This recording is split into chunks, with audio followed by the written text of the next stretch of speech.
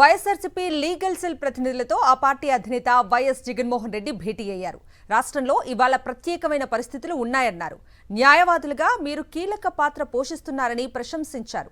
పార్టీకి అన్ని రకాలుగా తోడుగా మీరుంటున్నారని తెలిపారు. చంద్రబాబు పాలనలో కలియుగ రాజకీయాలు చూస్తున్నామని మండిపడ్డారు. కూటమి పాలనలో న్యాయం, ధర్మం ఎక్కడా కనిపించడం లేదని మండిపడ్డారు. తమకు వ్యతిరేకులని తెలిస్తే చాలు జైళ్లలో వేస్తున్నారని ఆగ్రహం వ్యక్తం చేశారు వైఎస్ జగన్మోహన్ రెడ్డి.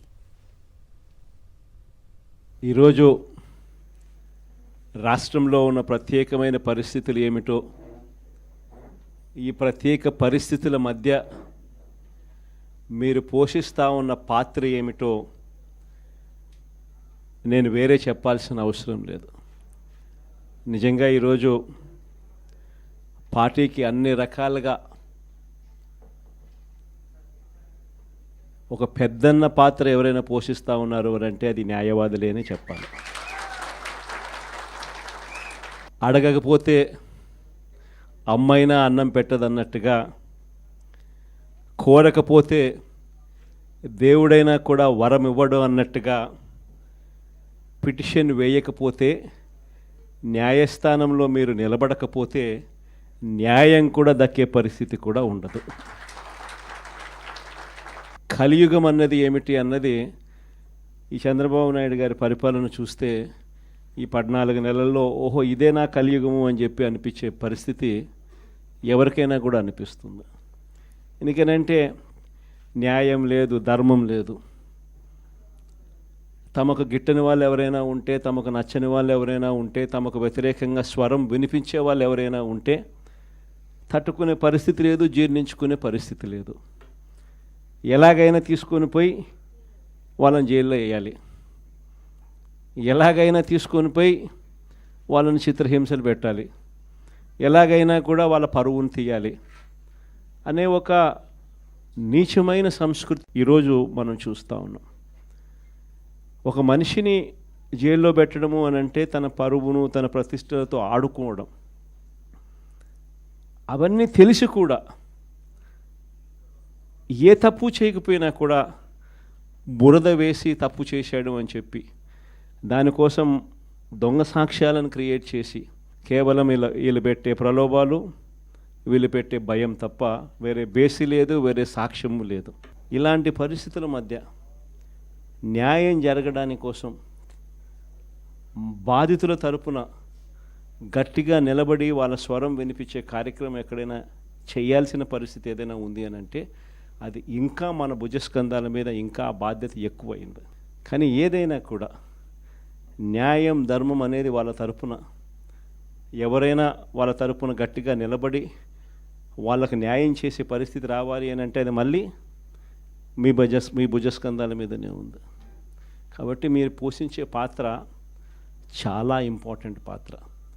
మరీ ముఖ్యంగా కష్టకాలంలో ప్రతిపక్షంలో ఉన్నప్పుడు వైఎస్ఆర్ పార్టీకి నిజంగా పెద్దన్నగా మీరు చేస్తూ ఉన్న పాత్ర ఎప్పటికీ కూడా పార్టీ మర్చిపోదని సందర్భంగా తెలియజేస్తాను.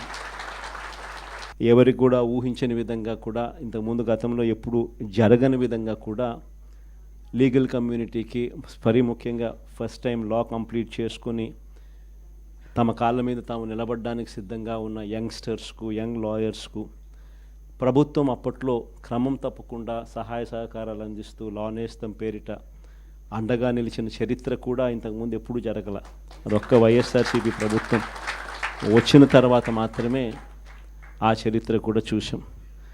అలాంటి పరిస్థితుల నుంచి నిజంగా అట్టడుగు వర్గాలకు తోడుగా ఉండాలని చెప్పి కార్యక్రమంలో భాగంగా ఏకంగా జీపీలు, ఏజీపీల నియామకంలో కూడా ఏకంగా 52% రిజర్వేషన్లు ఇచ్చి అట్టడుగు వర్గాలకు కూడా మంచి చేయాలి అని చెప్పి ఆలోచన చేసిన పరిస్థితులు కూడా గతంలో ఎప్పుడు చూడాల. అప్పుడు కూడా జరిగింది కూడా, అది కూడా వైఎస్ఆర్సీపీ హయాంలోనే. న్యాయవాదులకు సంక్షేమ నిధి కోసం 100 కోట్ల రూపాయలు వాళ్ళకు కేటాయింపులు చేసి అందులో 25 కోట్ల రూపాయలు ఖర్చు కూడా ఎప్పుడైనా జరిగింది అని అంటే అది కూడా వైఎస్ఆర్సీపీ ప్రభుత్వ హయాంలోనే. న్యాయవాదుల సంక్షేమ నిధికి కాకుండా ఇన్సూరెన్స్ పథకానికి కూడా 1/3 వంతు వాటాను కూడా ప్రభుత్వమే చెల్లించిన పరిస్థితులు కూడా ఎప్పుడైనా ఉన్నాయి అని అంటే అది కూడా వైఎస్ఆర్సీపీ ప్రభుత్వంలో. ఇవన్నీ కూడా దేవుడి దయతో ఇవన్నీ కూడా అప్పట్లో గర్వపడే విధంగా న్యాయవాదులందరికీ కూడా మనం మంచి చేశాము అని చెప్పి గర్వంగా పార్టీ చెప్పుకునే విధంగా కూడా చేయగలిగాం. కానీ ఈసారి మాత్రం మీ అందరికీ ఇంకొక కొత్త విషయం చెప్తా. జగన్ 2లో, వైఎస్ఆర్సీపీ 2లో చూస్తూ 1.5 సంవత్సరం అయిపోయింది. కళ్ళు మూసుకొని కళ్ళు తెరిచేసరికి ఆ మిగతా 3 ఏళ్ళు కూడా అయిపోతాయి. ఆ 3 ఏళ్ళు అయిపోయిన తర్వాత వచ్చేది మాత్రం ఈసారి ఖచ్చితంగా మన ప్రభుత్వమే వస్తుంది. ఎందుకనంటే ఇంతగా మోసాలు చేసిన పరిస్థితి, ఇంతగా అబద్ధాలు చెప్పిన పరిస్థితి బహుశా ఈ రాష్ట్ర చరిత్రలో ఎప్పుడు కూడా మనం చూసి ఉంటాం. చివరికి లాయర్లకు కూడా మోసం చేసిన పరిస్థితులు కూడా మనం చూస్తూనే ఉన్నాం. సూపర్ 6లు, సూపర్ 7లు అనేటి గాలికి ఎగిరిపోయినాయి. ఇంతకుముందు మన ప్రభుత్వ హయాంలో ఉన్న ప్రతి పథకం కూడా అన్నీ రద్దయిపోయినాయి. వీళ్ళు చెప్పిన హామీలన్నీ కూడా మోసంగా మిగిలిపోయిన పరిస్థితుల మధ్య ఒకవైపున అన్ని అబద్ధాలు మోసాలుగా కనిపిస్తూ ఉన్న పరిస్థితులు ఒకవైపున ఉంటే, మరోవైపున వ్యవస్థలన్నీ కూడా పూర్తిగా దిగజారిపోయిన పరిస్థితులే కనిపిస్తూ ఉన్నాయి. చదువుల రంగం తీసుకున్న, పేదవాడి ఆరోగ్యానికి సంబంధించిన రంగం తీసుకున్న, వ్యవసాయ రంగం తీసుకున్న, లా అండ్ ఆర్డర్ తీసుకున్న, గవర్నెన్స్లో ట్రాన్స్పరెన్సీ తీసుకున్న, ఏ రంగాన్ని తీసుకున్నా కూడా అన్ని రకాలుగా తిరోగమనమే కనిపిస్తుంది తప్ప ఈ రాష్ట్ర ప్రభుత్వంలో ఎక్కడా కూడా పురోగతి, అభివృద్ధి అనేది ఎక్కడా కనిపించని పరిస్థితి. మరోవైపున విచ్చలవిడి కరప్షన్, ఎక్కడ చూసినా కానీ కరప్షన్ అనేది మామూలుగా లేని పరిస్థితిలో ఈరోజు చూస్తూ ఉన్నాం. ఎక్కడ నిలబడినా, ఏ గ్రామానికి వెళ్ళినా కూడా గ్రామంలో పక్కనే బెల్ట్ షాప్ కనిపిస్తుంది. విచ్చలవిడిగా బెల్ట్ షాపులు మన కళ్ళ ముందనే ఎంఆర్పి రేట్ కన్నా ఎక్కువ రేటుకి అమ్ముతూ ఉన్నారు. డైరెక్ట్గా ఎంఆర్పి రేట్ కన్నా ఎక్కువ అమ్ముతూ ఉన్న బెల్ట్ షాపులు ఎవరు నడపాలా అనేది ఆక్షన్లో పాడుతూ ఉన్నారు. ఆక్షన్లో 2 లక్షలు, 3 లక్షలు, 4 లక్షలు పాడినోనికి బెల్ట్ షాప్ ఇస్తూ ఉన్నారు. ఆ బెల్ట్ షాప్ ఎంఆర్పి రేట్ కన్నా ఎక్కువ రేటు కళ్ళ ముందరనే అమ్ముతూ ఉన్నారు. అలా అమ్మిచ్చేది ఎవడు అని అంటే పోలీసులు దగ్గరుండి అమ్మిస్తూ ఉన్నారు. ఇది కరప్షన్ అన్నది కళ్ళ ముందనే కనిపిస్తూ ఉన్న కరప్షన్. ఎక్కడ చూసినా పర్మిట్ రూములు, ఇల్లీగల్ పర్మిట్ రూములు కనిపిస్తూ ఉన్నాయి. ఏ నియోజకవర్గం తీసుకున్నా కూడా ఇసుక అన్నది ఉచిత ఇసుక అంటున్నారు. ఉచిత ఇసుక ఎవరికి ఇస్తూ ఉన్నాడు అనేది దేవునికి ఎరక. కళ్ళు ఎదుటే కనిపిస్తూ ఉన్నది ఇసుక మన ప్రభుత్వ హయాంలో కన్నా డబుల్ ద రేటుకి అమ్ముతూ ఉన్నారు. మన ప్రభుత్వ హయాంలో అన్న ఇసుకన్నా కనీసం సంవత్సరానికి 700 కోట్లు, 750 కోట్లు గవర్నమెంట్కి ఆదాయం వచ్చేది రాయల్టీ రూపేణ. ఇప్పుడు రాయల్టీ రాకపోగా ఇసుకేమో డబుల్ రేటుకి అమ్ముతూ ఉన్నారు. ఏ నియోజకవర్గం తీసుకున్నా కూడా పేకాట క్లబ్బులు దగ్గరుండి నడిపిస్తూ ఉన్నారు ఎమ్మెల్యేల క్యాండిడేట్లు. పోలీసులు దగ్గరుండి ఆ పేకాట క్లబ్బులకు ప్రొటెక్షన్ ఇస్తూ ఉన్నారు. ప్రతి పేకాట క్లబ్ నుంచి నీకింత నాకింత అని పంచుకుంటా ఉన్న కరెక్ట్. ఎన్ని కళ్ళ ముందరే కనిపిస్తూ ఉన్న కరప్షన్. నేనేం వెరైటీ అని చెప్పడం. కాంట్రాక్ట్లు ఇస్తే అమరావతి మామూలుగా 4,000, 4,500 రూపాయలు కడితే బ్రహ్మాండమైన హైదరాబాదు, బెంగళూరు లాంటి ప్లేస్లో కూడా 5 స్టార్ లాబీతో ఫ్లాట్లు నిర్మాణం 4,000, 4,500 రూపాయలు పెడితే బ్రహ్మాండంగా కడతారు. కాస్ట్ ఆఫ్ కన్స్ట్రక్షన్ 4,500 రూపీస్ దాటదు. అమరావతిలో కాస్ట్ ఆఫ్ కన్స్ట్రక్షన్ 10,000, 9,000. కళ్ళ ముందరనే మొబిలైజేషన్ అడ్వాన్స్. ఇంతకుముందు లేదు మొబిలైజేషన్ అడ్వాన్స్, ఇప్పుడు మొబిలైజేషన్ అడ్వాన్స్ ఇస్తున్నారు. అంటే పన్ను చేయకమునిపే 10% మొబిలైజేషన్ అడ్వాన్స్. మొబిలైజేషన్ అడ్వాన్స్ 10% ఇస్తున్నారు, అందులో 8% తీసుకుంటా ఉన్నారు. కళ్ళ ముందర కనిపిస్తూ ఉన్న కరప్షన్ ఇవన్నీ. పీపీఏలు ₹4.60. మన హయాంలో ₹2.49 మనం పీపీఏ చేస్తే నానా యాగి చేసినారు. ₹2.49 అనేది రాష్ట్ర చరిత్రలో ఎప్పుడు జరగల. దేశ చరిత్రలో కూడా అతి తక్కువ ధరకు మనము ₹2.49కే పీపీఏ చేసుకున్న పరిస్థితులు. అలాంటిది వెన్నుదట్టి ప్రోత్సహించాల్సింది పోయి అప్పుడు కూడా మన మీద బురద జల్లినారు. తీరా వాళ్ళు వచ్చిన తర్వాత పరిస్థితి ఏంటి అంటే ₹4.60 పీపీఏ. కళ్ళెదితే ఇవన్నీ నేను ఎక్కడా కూడా కంటి ముందర కనిపించే కరప్షన్ మాత్రమే చెప్తా ఉన్నా.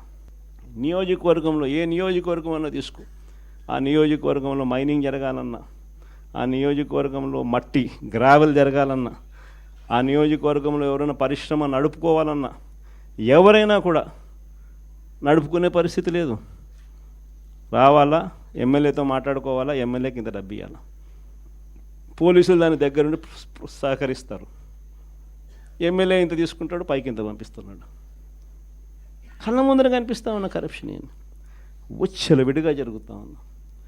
ఇలాంటి నేపథ్యంలో ఇంత మంచి చేసిన మనకే ఈ పరిస్థితి ఉన్నప్పుడు మరి ఇన్ని అబద్ధాలాడి, ఇన్ని మోసాలు చేసి, ఇంత దారుణమైన పరిపాలన చేస్తూ ఉన్న వీళ్లకు పరిస్థితి రేపొద్దున దేవుడు, ప్రజలు తంతే ఎక్కడ పడతారో నేను వేరే చెప్పాల్సిన పని. ఈ జగన్ 2లో మాత్రం ఖచ్చితంగా ఎవరైతే పార్టీ కోసం చేసినారో ఈసారి ప్రతి ఒక్కరిని కూడా మర్చిపోకూడదు, డేటాబేస్ క్రియేట్ చేయండి అని చెప్తాను. ఈ డేటాబేస్ ఆధారంగానే రేపొద్దున ప్రతి ఒక్కరికి కూడా గుర్తింపు అనేది ఉంటుందనేది ఈ సందర్భంగా ఖచ్చితంగా తెలియజేస్తాను.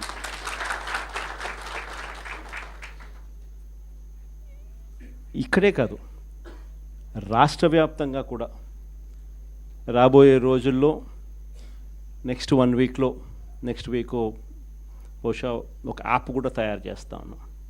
దాంట్లో కూడా మీ సీనియర్ లాయర్లు అందరూ కూడా దాంట్లో యాప్లో కూడా ఇన్వాల్వ్ అవుతున్నారు.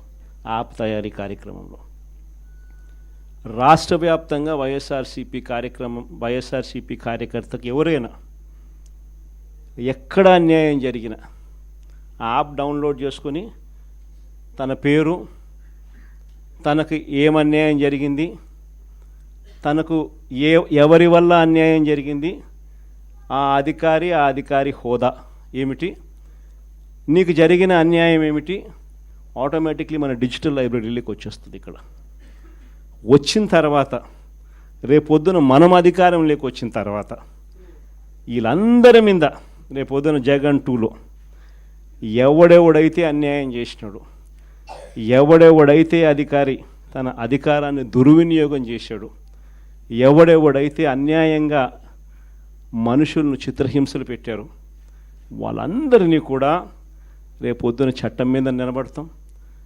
చట్టం తన పని తాను చేసుకొని పోతుంది. ఎందుకంటే ఈరోజు చూస్తూ ఉన్నాం ఇవన్నీ కూడా.